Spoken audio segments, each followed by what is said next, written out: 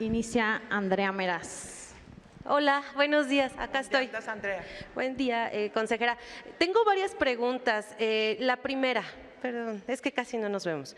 La primera sería si verdaderamente el INE utilizó la voz del Abad en esta publicación e hizo mal uso pues, de la inteligencia artificial. Si nos pudiera explicar eso y después le hago las que siguen.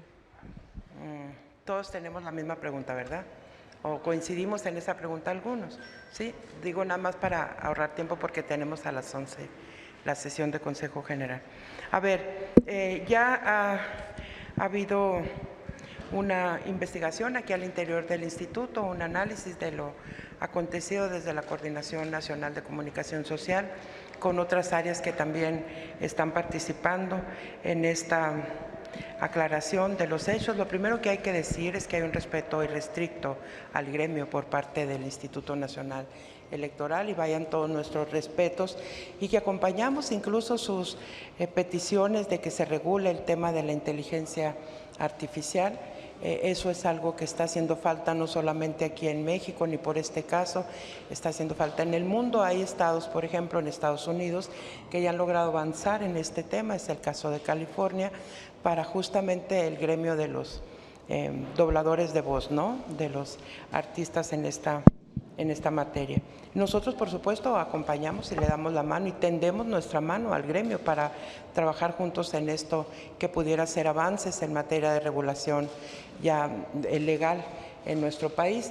Pero lo que sí les puedo decir es que el INE no utilizó una voz predeterminada así como Pepe Labat, no buscó un nombre al cual asemejarse, una voz a cual asemejarse, es el uso gratuito y libre de esta red como está ocurriendo en todos los ámbitos del mundo con relación a la inteligencia artificial. Pero ¿qué sí está haciendo el INE en este momento? Está encontrando el camino para, más allá de que exista una regulación externa en materia de inteligencia artificial, al interior hagamos uso del Comité de Tecnología y Medios de Comunicación. Cuando esta herramienta vaya a ser utilizada, contamos con un comité aquí al interior para poder generar un dictamen de aprobación para este uso, entendiendo esta experiencia como algo que nos debe de fortalecer al interior. Y eso es al interior del Instituto Nacional Electoral. Al exterior, por supuesto, acompañamos todas las demandas del gremio artístico. ¿Cómo no las vamos a acompañar? Es algo que es su trabajo y que están luchando porque se reconozca. Yo creo que qué bueno que este tema ya se posicionó, qué bueno que ya sus voces se empiezan a ser escuchadas en vivo, ¿no? En persona, y nosotros acompañaremos esas peticiones sin problema alguno y sin lugar a dudas somos promotores de los diálogos, de crear consensos, de crear respeto entre todos los sectores, así que sin problema. También quería preguntarle respecto a esta reunión que tuvo con Rosa Isela Rodríguez, si se tocó el tema de la CURP digital, ¿qué avances habría en ese tema? Si existe algo que al INE en específico le preocupe por la intención del gobierno de tener pues, los datos biométricos. Fíjate, Andrea, que nosotros al término de los procesos siempre se cierran las mesas de seguridad y los convenios de coordinación con las diferentes instituciones. Entre ellas está la Secretaría de Gobernación, con la que trabajamos a partir de ahí con la Secretaría de Marina, la Secretaría de Defensa Nacional, la Guardia Nacional, nos habilitan todas las mesas de seguridad en todos los estados, estamos permanentemente comunicados y bueno, y uno de los objetivos es esto, que también lo hicimos el proceso anterior, llegar y decir aquí concluye, aquí está, quedamos abiertos para otras participaciones. Por eso el tuit de la Secretaría de Gobernación dice hablamos de futuros procesos electorales. El hablar de futuros procesos electorales significa que estaremos en la misma sintonía de trabajo de coordinación con la Secretaría de Gobernación en esta materia de seguridad, porque nunca se nos debe de olvidar que que diré no es un eslogan, no es un lema sin sentido y sin sustento. Cuando decimos que el Instituto Nacional Electoral es el órgano encargado de la celebración periódica de los procesos electorales y de garantizar la transmisión pacífica del poder político en nuestro Estado. Eso no es un tema de eslogan, es una parte que tiene mucha importancia y relevancia, y además le debemos de estar dando siempre consistencia a esa parte. Es una responsabilidad enorme la del instituto, y por eso estos convenios de coordinación. No hay más. No me habló de la CURP, no me habló de reforma electoral, no me habló de absolutamente nada, y fue una plática agradable. Entregamos cuentas claras ambas instituciones, y quedamos en la perspectiva de celebrar nuevos convenios de coordinación en lo que se nos vaya presentando como obligación al instituto. Tal es el caso del proceso electoral del año que entra, que aunque sea local, nosotros tenemos que activar desde aquí esta colaboración. Ok, y ya por último, en los últimos días hemos visto que varios directores han presentado pues sus renuncias. Preguntarle, digamos, esto es a solicitud suya, es la salida de, por ejemplo, de María Elena Cornejo, que ya llevaba más de 30 años aquí en el instituto, o de Miguel Ángel Patiño, que también es un perfil con muchos años, mucha experiencia aquí en el instituto. ¿Por qué hacer estos cambios ahora, consejera? Y también preguntarle quiénes más salen, ¿no? Entonces, si ya tuviera Andrea, el número de personas que se van, que se quedan, quiénes se quedan. Yo creo que siempre después de un proceso electoral tan intenso, bueno, 2 años y medio, casi 3, con esta intensidad de trabajo, el personal está, por supuesto, y cada uno de nosotros en la libertad absoluta de hacer reconsideraciones sobre su vida particular. Y ahí se toman decisiones en el ámbito estrictamente personal que uno tiene que aprender a respetar. Aprovecho para hacer un reconocimiento puntual a la maestra María Elena Cornejo, porque no solo aportó en estos 2 procesos, sino desde hace muchísimos años en el instituto. Nos conocimos hace prácticamente 30 años trabajando juntas, así que la invitación, ¿por qué habría de pedir renuncia?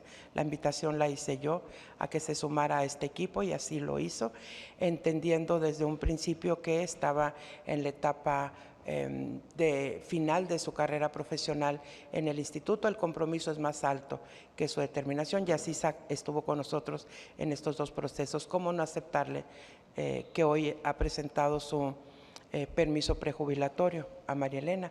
Yo le doy las gracias públicamente a María Elena y le deseo, por supuesto, lo mejor en lo que venga y en lo que decida, pero por lo pronto ella ha tomado esa decisión, así lo informó en una reunión privada que teníamos de la Junta General Ejecutiva. El maestro Patiño, de igual manera, él tiene mucho menos que nosotras en este instituto, pero de igual manera ha aportado desde la propia DOE, antes en una dirección, después en la Unidad Técnica de Vinculación, y ahora a la llegada de esta nueva configuración también participó con nosotros como secretario ejecutivo interino, ustedes lo recordarán, y después fue nombrado como titular de la Dirección Ejecutiva de Organización Electoral, cosa que también agradecemos, pero también a decisión personal requiere otro rumbo su vida. Sin embargo, el instituto no se deshace de la figura de Miguel Ángel Patiño, estará aquí con nosotros y buscaremos otros espacios también para él. No hay ninguna solicitud expresa.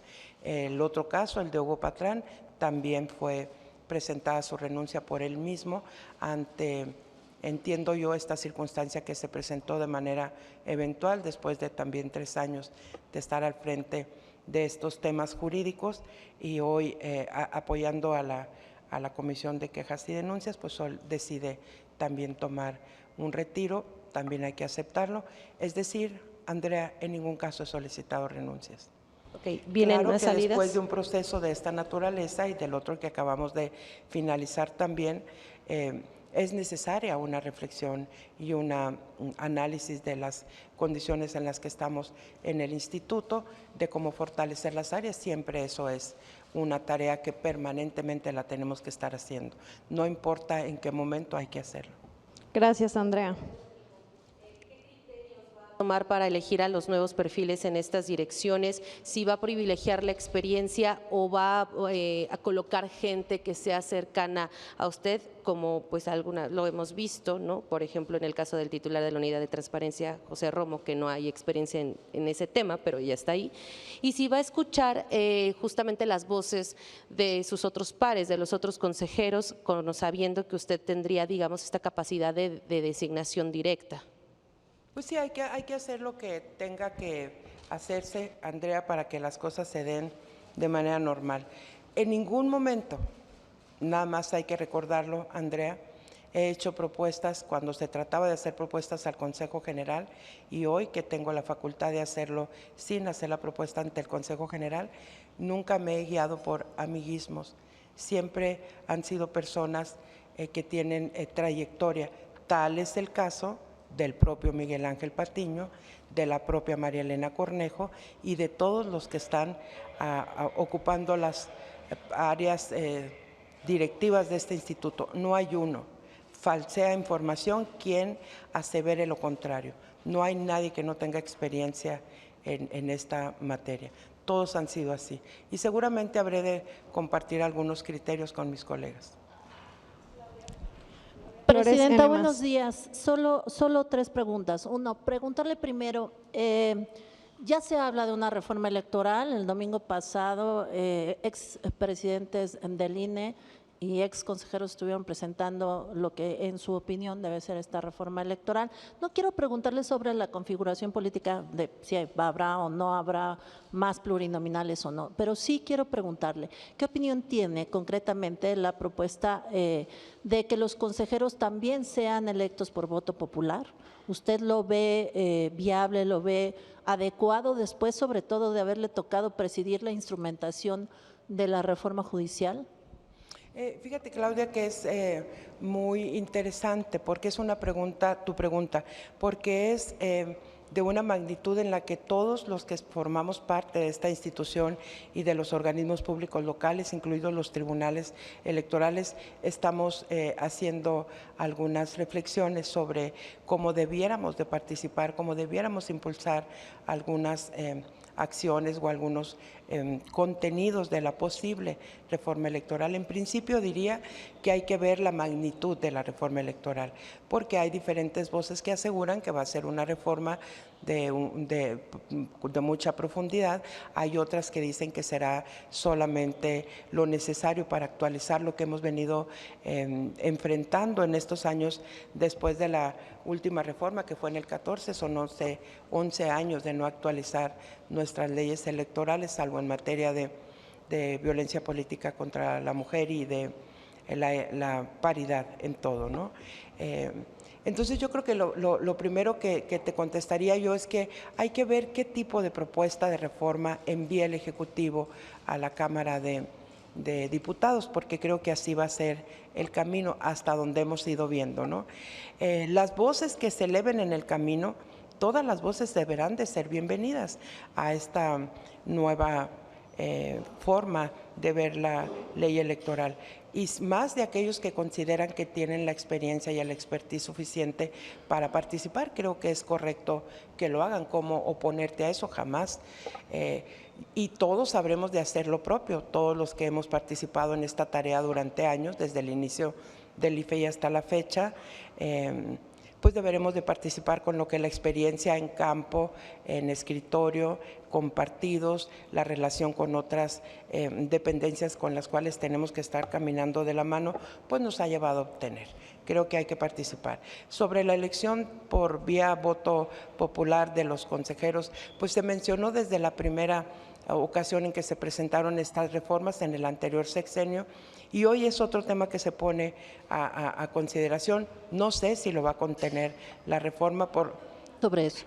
No sé si lo va a contener la reforma o no, de tal manera que la opinión de uno queda subsumida en el contenido final de la reforma. Sin embargo, déjame decirte, creo que el tema de que las salas regionales y la sala superior sea parte de la votación en el conjunto que acabamos de vivir de la votación popular, corresponde a que ellos forman parte integral del Poder Judicial.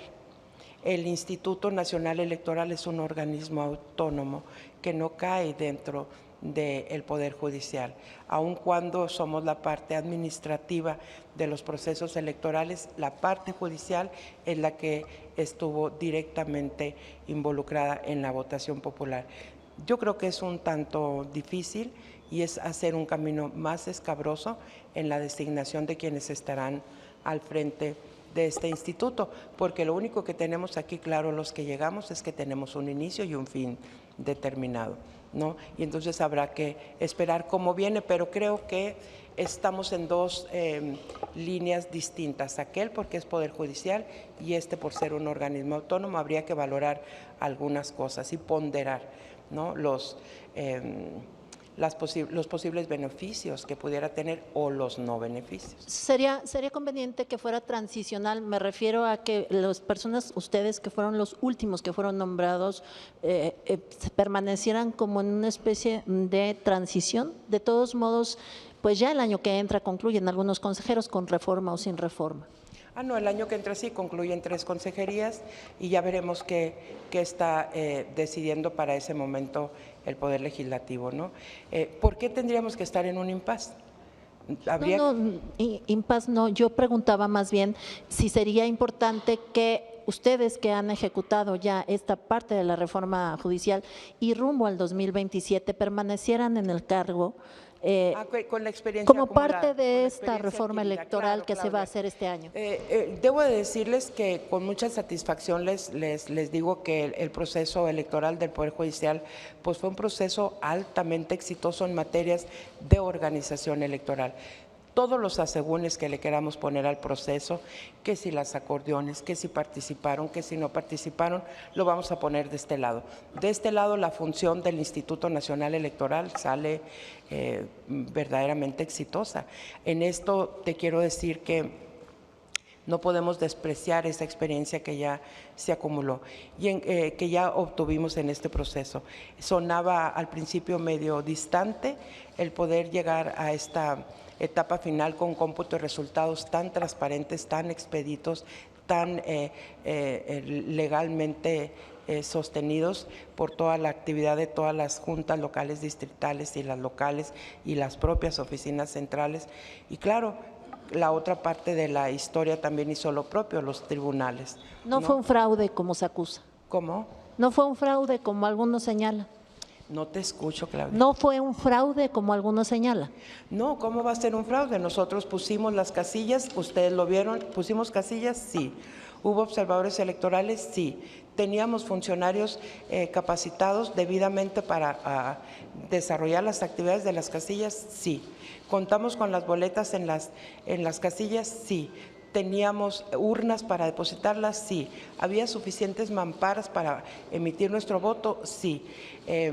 ¿Sabíamos que teníamos un cómputo en los distritos? Sí. ¿Se realizó el cómputo? Sí. ¿Se entregaron los resultados? Sí. ¿Se entregó la tendencia a participación ciudadana? Sí.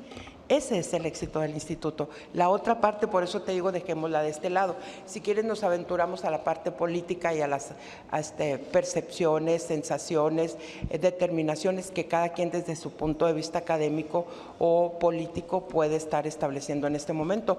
Pero hay que tener mucha claridad en esto. Al instituto le toca organizar las elecciones. Es un hecho que le toca al instituto. ¿Las organizó? Sí.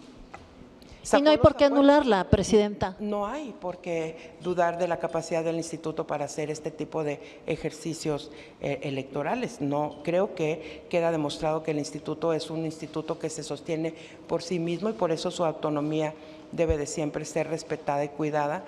Se sostiene por sí mismo y además va adquiriendo cada vez mayor experiencia en esto, ¿no? Y yo solo una cosa muy precisa, ¿va a entregar el INE el padrón electoral, la lista nominal para hacer la CURP biométrica? Es que en ningún momento está esa solicitud, Claudia. ¿En dónde viene esa solicitud de que nosotros entreguemos el padrón y la lista nominal? Claro que el padrón y la lista nominal es la piedra angular de este instituto en el cual se sostiene la confianza ciudadana, la confianza de las organizaciones políticas y del propio sistema de gobierno que tiene nuestro país. Ahí se sostiene. Así inició el nacimiento de este instituto, buscando tener un padrón en donde no votaran los muertos y en donde estuvieran los que verdaderamente estaban respaldados por una información precisa de su persona en nuestros almacenes, hoy ya a forma digital y con todas las adelantos de la tecnología como el uso de los biométricos, hoy es totalmente distinto, pero así iniciamos. ¿Cómo crees que el Instituto Nacional Electoral va a perder esa parte sustancial que le da sentido a toda la organización del proceso electoral? En ninguna parte existe esa solicitud primero, pero es como una percepción también que se posiciona.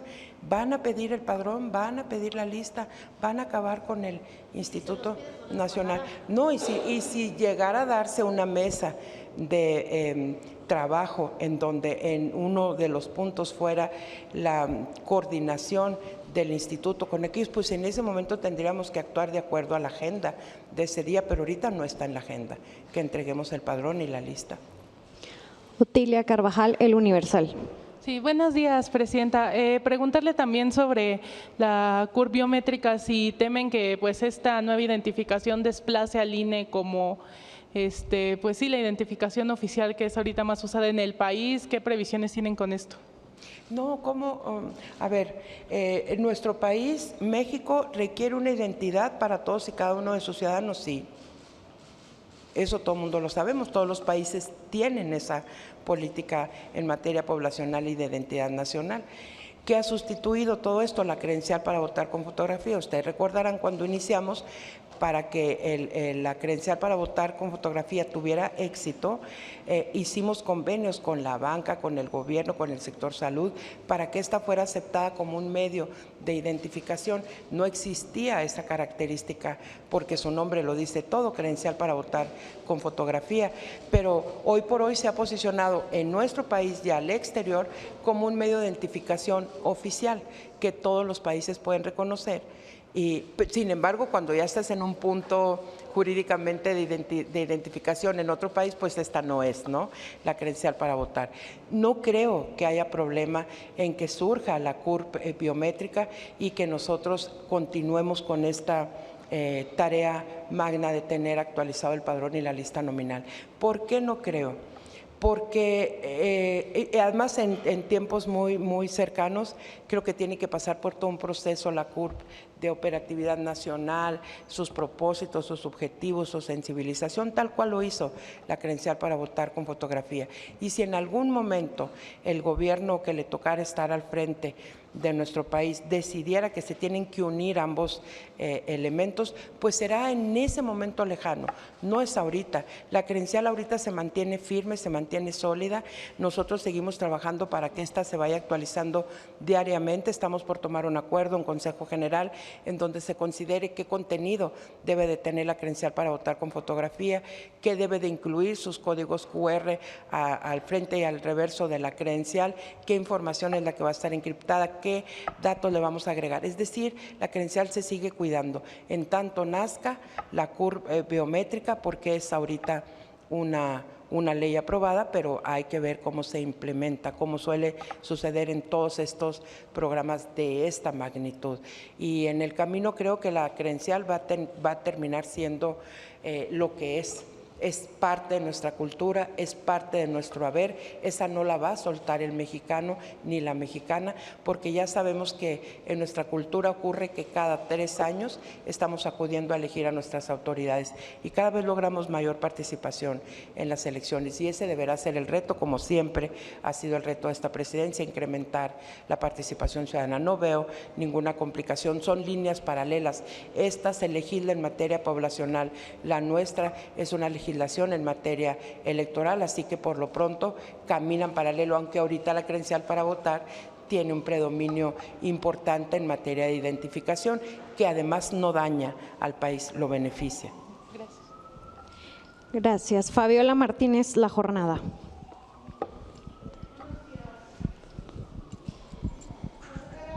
Preguntarle sobre este mismo tema, el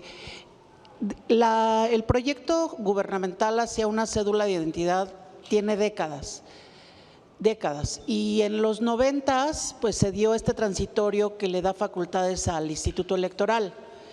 Usted señala que, bueno, pasará un tiempo mientras se verifica cómo van a ser biométricos en la CURP. La pregunta es, en determinado caso existe las condiciones normativas para que el INE ofreciera su estructura física y su padrón al gobierno. No, Fabiola, yo creo que no es un tema que esté determinado en ninguna legislación y en ningún reglamento ni ley secundaria. Yo creo que cuando hablamos de este tipo de convenios y actividades que pueden celebrar una institución autónoma de este nivel, como es el Instituto Nacional Electoral y una Secretaría de Estado, estaríamos hablando de propósitos nuevos, estaríamos hablando de iniciativas de hoy, actuales, pero no es que haya algo en la ley que nos obligue o que nos lleve por ese camino, no hay nada. Se tendría que convenir, se tendría que dialogar, se tendría que generar consensos y en eso está todo el Consejo General, está toda la estructura del instituto para aportar que sí y que no, se pudiera hacer. Ahí no es un tema que lleve la presidenta de manera aislada del resto del máximo órgano de dirección de este instituto. Así es que no hay nada que nos obligue en este momento.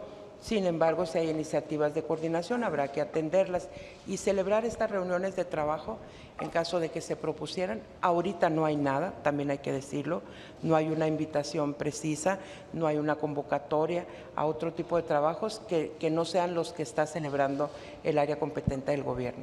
Ahí está. El INE tiene una planta de producción de 90,000 credenciales al día, tiene más de 800 módulos fijos y semifijos, tiene una estructura para capturar biométricos, tiene módulos, en fin, tiene esa estructura que eventualmente, en este caso, el gobierno requiere. Tú estás dando esas ideas, Fabiola, no las estoy dando yo. Sí, seguramente el gobierno volteará a ver instituciones como la nuestra que tiene una cobertura nacional. Tienen otras instituciones como la de salud, como la educación pública, que también pueden llegar a todos los rincones del país. Pero el instituto fundamentalmente lo que tiene son 33 años de estar construyendo este padrón y esta lista.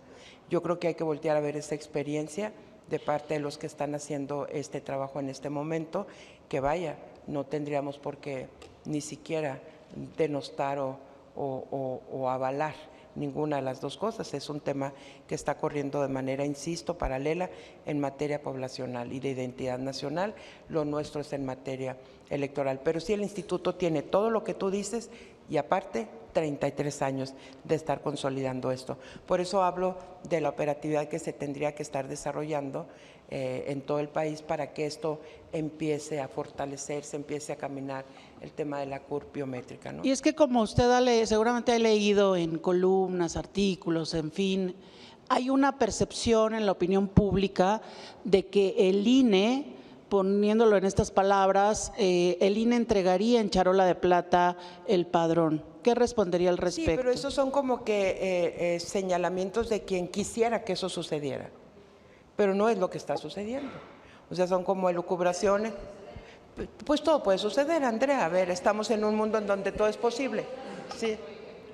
No, es que no es así de sencillo. Es que no es así de sencillo, porque lo que se trata de posicionar es que Guadalupe Tadei va a entregar el padrón y la lista nominal. Hay que ponerle el fraseo correcto a la pregunta y a tu intervención. No, no es así. No hay una petición, no hay nada de eso, pero si existiera, como puede ser el caso que tú misma planteas, pues estaríamos sentados 11 consejeros, no Guadalupe.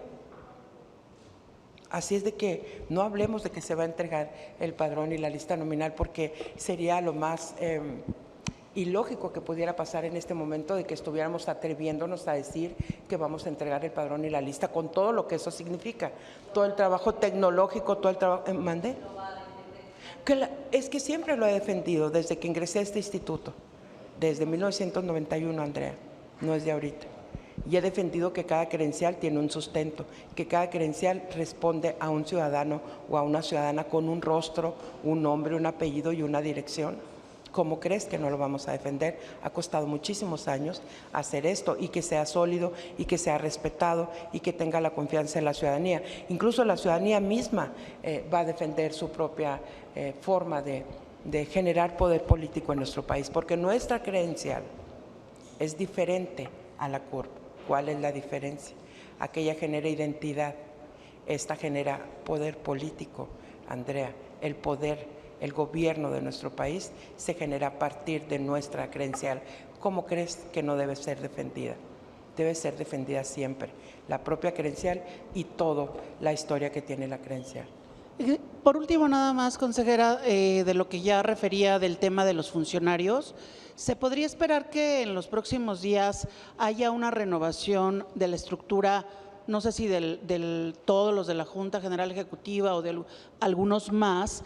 Y sobre todo, por ejemplo, en el caso del licenciado Patiño, obviamente es una persona con amplia experiencia al grado de que hizo 2 elecciones federales.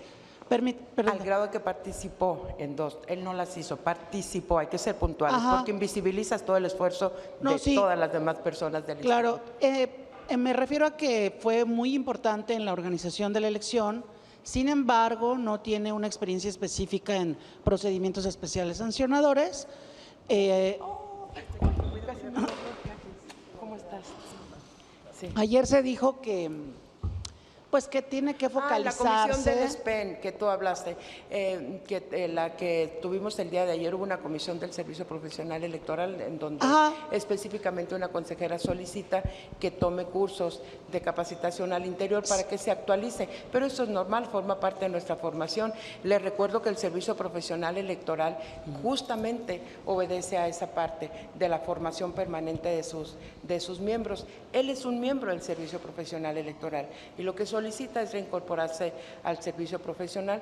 Este es el lugar en que podía equipararse su nivel cuando él ingresa al servicio profesional electoral. Ya ver, ayer fue aprobado por unanimidad su ingreso o su reingreso, ¿verdad? Así fue su reingreso al servicio profesional y entonces que se actualice, pero también se tendrá que actualizar en materia de género, en materia de transparencia, en materia todo lo demás. Puntualiza la consejera esta solicitud con los temas que más le preocupan en la… Es que ya ve que en el sexenio pasado hubo una frase muy característica de que hay funcionarios que, incluyendo el presidente lo dijo, que se privilegiaba la lealtad por encima de la experiencia. Que se privilegia la lealtad sobre la experiencia. Sí, fue una frase acuñada en el sexenio anterior, como no la vamos a reconocer, es una frase muy pública. No, aquí hay que privilegiar la experiencia y el conocimiento acumulado sobre lealtades a qué o a quién. Es a la institución, en definitiva, y la lealtad a la institución es la preparación constante, permanente de todos nosotros, así somos leales, para estar siempre atentos de lo que sucede, ¿no? Janet López Ponce, Milenio. Gracias, buenos días, Presidenta. Primero quisiera nada más precisar el tema del padrón porque pues veo como 2 respuestas un poco contrarias en algún sentido. Acaba usted de decir que sí va a defender el padrón electoral, pero también dijo que se tendría que convenir y dialogar si se llega a hacer este planteamiento.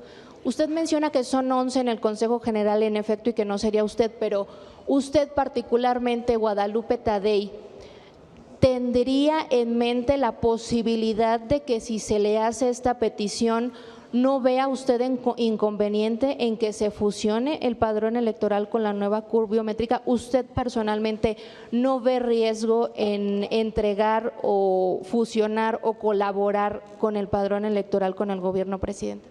Gracias por tu pregunta, pero nada más te aclaro, no tengo intervenciones contradictorias sobre el padrón electoral. Desde la primera pregunta que hace Andrea, dije que el padrón electoral y la lista nominal se tiene que sostener como está y hay que defender como está. ¿Qué es defender como está? Hacerlo cada vez mejor, llevarlo a niveles diferentes en términos de tecnología.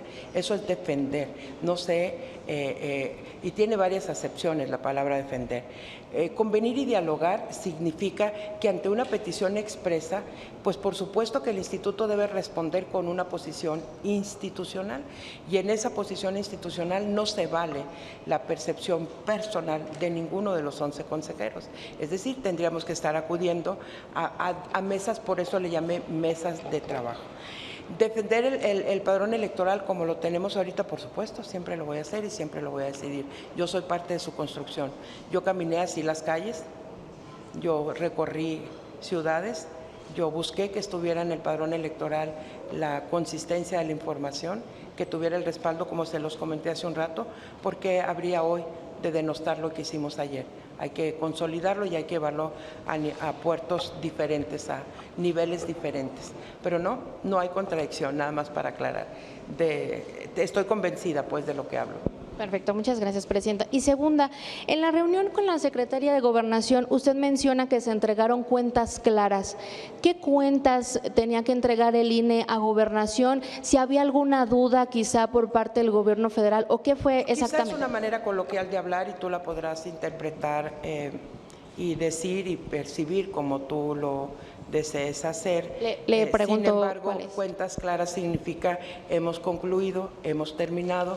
Una vez más logramos los objetivos, tuvimos las mesas de seguridad en todas las entidades, tuvimos la mesa de seguridad funcionando a nivel federal, tuvimos un equipo de trabajo permanente 24/7, eso es entregarnos, no entregarle yo, entregarnos cuentas claras. La participación fue consistente, fue activa. Al llamado expreso de este instituto acudían las diferentes organizaciones de seguridad y eso nos hizo caminar tranquilos en el tema de seguridad, porque siempre les he recordado que la seguridad tiene mucho que ver con esta percepción que tenemos cuando salimos a votar el día de las elecciones, y es que puedo caminar en paz, que puedo llevar a mi familia, que puedo ir acompañado de mi abuelo, mi abuela, tercera edad, pequeños y medianos, de todo, que podemos caminar seguros por las calles porque vemos cómo se está cuidando el proceso electoral por todas las... a eso me refiero. Cuentas claras no es que yo le entregue cuentas claras, es que ambas estamos definiendo que concluimos y concluimos bien. Le pregunto por si es que el gobierno tuviera alguna duda en específico, presidenta, porque por ejemplo en las últimas semanas la presidenta ha sido muy insistente en señalar al INE de la revisión, por ejemplo, de las candidaturas de elegibilidad, que no era competencia del INE hacerlo previamente y que ella ha insistido en que tendrían que haberlo hecho antes de campañas. Saber si ese tipo de dudas que todavía tiene la presidenta sobre lo que en realidad no le tocaba al INE fue un tema que también se haya tratado para que quede claro lo que le corresponde al INE. No, exclusivamente esto que estoy mencionando es lo que tocamos.